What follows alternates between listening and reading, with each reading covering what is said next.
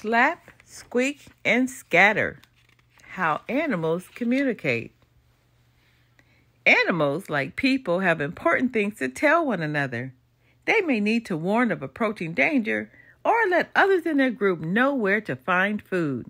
They may want to protect their territory, keep their family together, or find a mate. Sending and receiving these kinds of messages is called communication. Animals send messages with sounds, visual signs, and touch. They use odors and chemical messages, create vibrations in the ground, or even light up to communicate with others of their kind. Learning how animals communicate helps us to understand how they live and why they do some of the unusual things that they do. Many animals communicate to warn one another of danger. When every member of a group watches out for predators, they are more likely to survive. A beaver that detects danger will warn other beavers by slapping its tail on the water with such force that the sound can be heard a mile away. Vervet monkeys use warning cries to alert other monkeys in their group of danger. They have different cries for eagles, leopards, and snakes. If the eagle alarm is given, the monkeys dive under a bush. The leopard alarm makes them rush to the top of a tree. If they hear the snake alarm, the monkeys grab their young, stand up on their hind legs, and look around to locate the danger.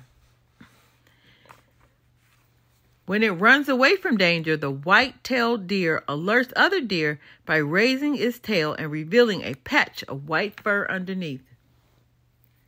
The chaffinch has 3 different songs, including one that says, "A predator is near." Another says, "I'm injured." And a third song tells the other chaffinches, "I'm getting ready to fly." Communication can help one animal tell another that it wants to be friends, that it accepts the other as leader, or to just stay away. These messages help avoid conflict or fights that could cause serious danger or serious injury. The mole rat lives a solitary life. It doesn't get along well with other mole rats. It avoids underground fights by banging its head on the roof of its tunnel to let others know that it's coming. A chimpanzee makes a play face when it wants to let others know that it wants to be friendly. Rather than risk a fight in which one of them could be hurt, a wolf will lower its body to the ground and flatten its ears to show that it submits to a stronger wolf. For most animals to reproduce, they must be able to find a mate. To do this, they've developed many different ways to communicate with the opposite sex. When he's looking for a female toad, the male barking tree toad inflates a sac into his throat that can be blown up like a balloon. This sac vibrates and makes his croak louder.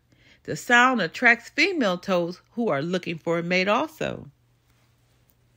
Grasshoppers, like many other insects, make sounds to attract a mate by rubbing their legs together. They have a series of pegs on their hind legs which they rub on the edge of their wings to produce a loud call.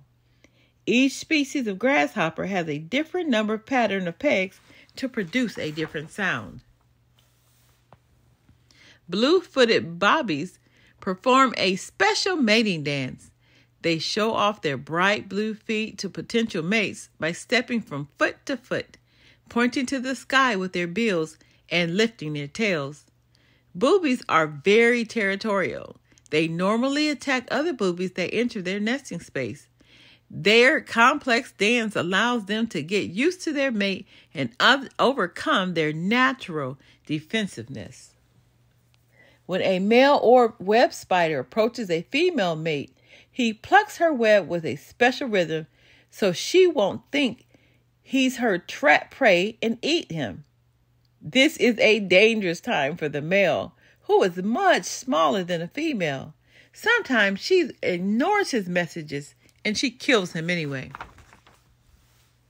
The male humpback whale often sings to attract the mate. The whale's song, which are up to 30 minutes long, are performed for hours at a time.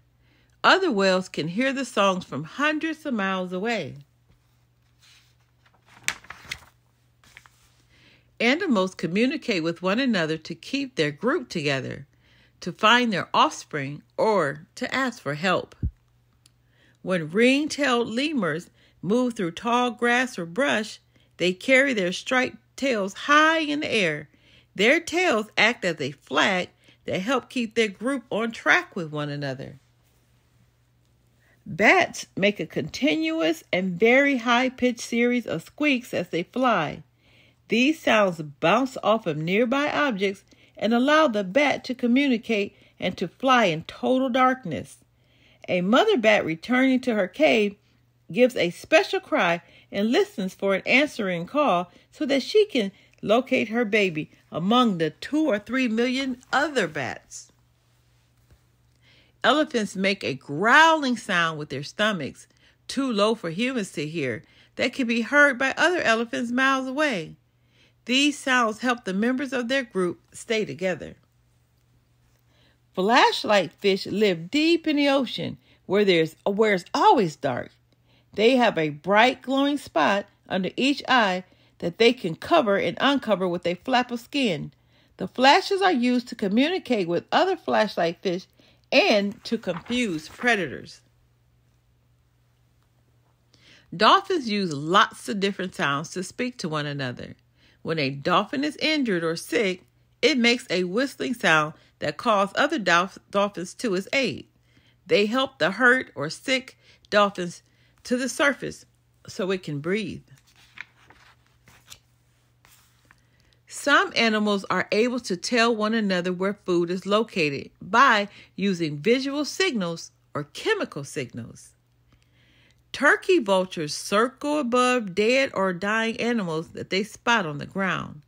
When other vultures see this, they join in. Finally, the large group of birds land together. This way, they have a better chance of frightening off competing scavengers. When honeybees find food, they fly back to the hive and perform a complex dance called the waggle dance that tell other bees how much food there is and in which direction to fly and how far away it can be found. When it finds food, the fire ant makes a chemical trail for other ants to follow by touching the tip of his tail to the ground in regular intervals. Certain animals are territorial. They claim a particular piece of land or property as their own and defend it against others of their kind. They need to be able to let other animals know that this belongs to me. The klipspringer antelope has a special scent gland on its face. It pushes against twigs or branches with its gland, leaving its scent on trees or bushes. The scent marks its territory for other klipspringers.